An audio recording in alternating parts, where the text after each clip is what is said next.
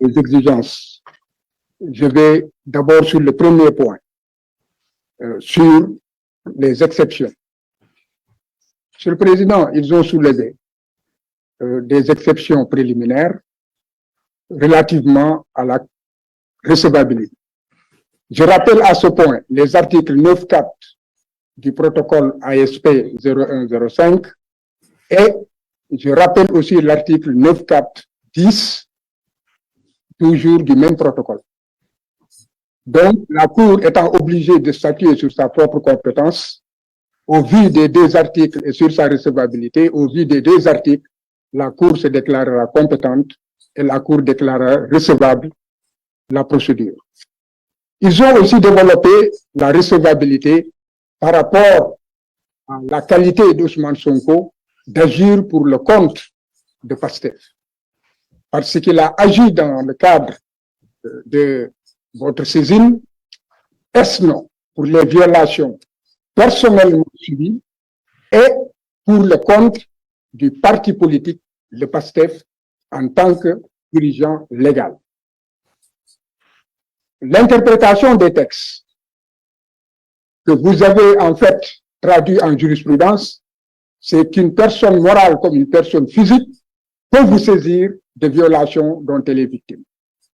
C'est à ce titre que la saisine de M. Ousmane Sonko est recevable au vu de l'article 10D, puisque de votre règlement, puisque sa requête n'est pas anonyme et elle n'est portée devant aucune autre cour de justice internationale compétente.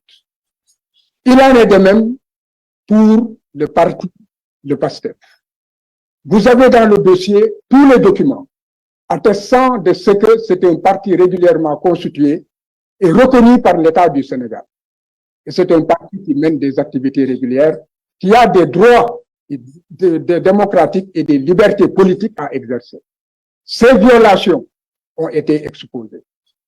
Monsieur le Président, jamais, je dirais, dans l'histoire politique des États en Afrique, un opposant politique, d'après les indépendances, a été autant persécuté, brimé, violenté et privé de ses droits essentiels de l'homme.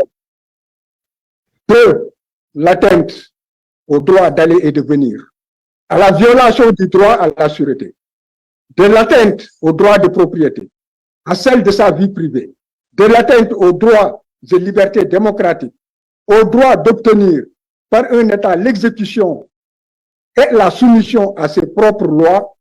Comme illustration, nous avons les décisions rendues par un juge par rapport à une question qui fut un obstacle dressé par l'État du Sénégal pour attenter aux droits politiques et démocratiques aussi bien de PASTEF que de M. Ousmane Sonko.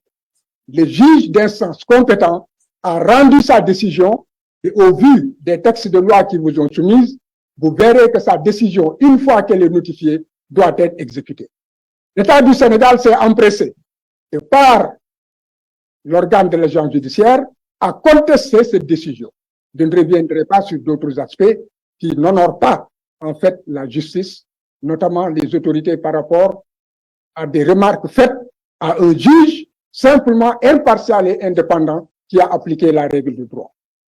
Par ailleurs, l'article 47, paragraphe 4, toujours du Code électoral, faut comprendre dans sa lecture que les décisions ne doivent pas attendre et qu'elles doivent être immédiatement exécutées au vu de l'urgence et au vu des échéances fixées par le Code électoral. Alors, la Sénat, la Commission électorale nationale autonome, mon confrère vous l'a dit, je n'y reviendrai pas.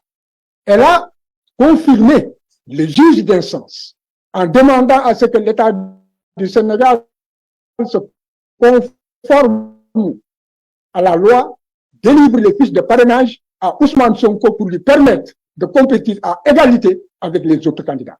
Et c'est là qu'il y a l'urgence. C'est là qu'il y a célérité. Et c'est là qu'il y a que lorsque la Cour tarde à rendre une décision, alors les griefs que nous avons portés feront, en tout état de cause, qu'il y aura un dommage irréparable.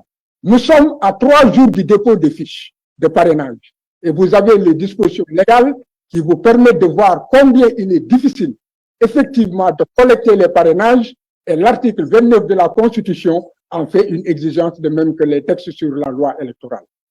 Aujourd'hui, Monsieur le Président, pour aller court, l'urgence, c'est le contexte électoral. L'urgence, ce sont les échéances électorales.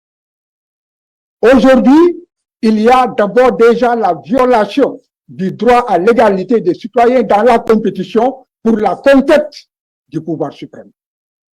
Tous les autres candidats ont leur fiche de parrainage depuis plus d'un mois. Ousmane Sonko est juste à 3 semaines du dépôt des fiches qui sont en fait des conditions essentielles sur la validité de la candidature à l'élection présidentielle et essentielle pour l'acceptation de sa candidature pour les élections et la compétition électorale. Monsieur le Président, je pense que nous ne reviendrons pas sur certains points, notamment sur aujourd'hui le comportement de l'État du Sénégal, qui, malgré votre saisine et malgré les dispositions impératives de l'article 22, paragraphe 2 de votre règlement, a aggravé les différends. Mon confrère vous l'a dit, je n'y reviendrai pas. Ce différend, c'est que l'État du Sénégal a procédé d'office à la radiation, a refusé de le rétablir malgré une décision de l'autorité judiciaire, malgré une décision de l'autorité administrative, dont vous pourrez voir effectivement les pouvoirs qu'il détient, notamment dans le code électoral.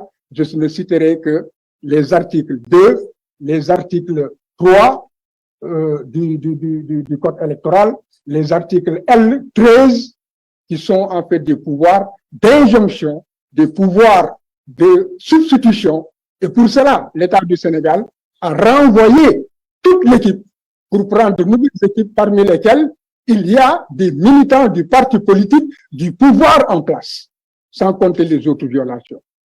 Monsieur le Président, je pense que j'ai ramassé, par respect à la Cour, j'ai tout ramassé et que je m'en tiens à ces observations en précisant simplement que la décision de radiation est fondée sur la contumace. M. Sonko est arrêté, il est en prison, on lui reproche de n'avoir pas renoncé, d'avoir déclaré expressément ne pas acquiescer sans la forme administrative. Nous avons ici des documents que nous vous avons transmis qui prouvent que non seulement par le biais de son avocat, il y a une transcription régulière au greffe du tribunal, mais encore par la voie hiérarchique, vous avez la correspondance de la directrice de la prison qui a dit qu'elle a transmis au procureur de la République compétent et au greffe compétent pour leur faire signifier que M. Ousmane Sonko conteste la décision de contumace et demande à être jugé. Vous avez une lettre demandant l'enrôlement, l'État. Le Président, vous êtes juge des droits de l'homme, c'est le destin d'un peuple. On ne peut pas admettre que la démocratie sénégalaise, admettre que les droits et libertés au Sénégal, qui font que le Sénégal est une vitrine, que tout cela qui a été le fruit de combats de générations et de générations soit détruit par une groupuscule d'hommes qui s'agrippent au pouvoir. Je vous remercie. Merci, maître.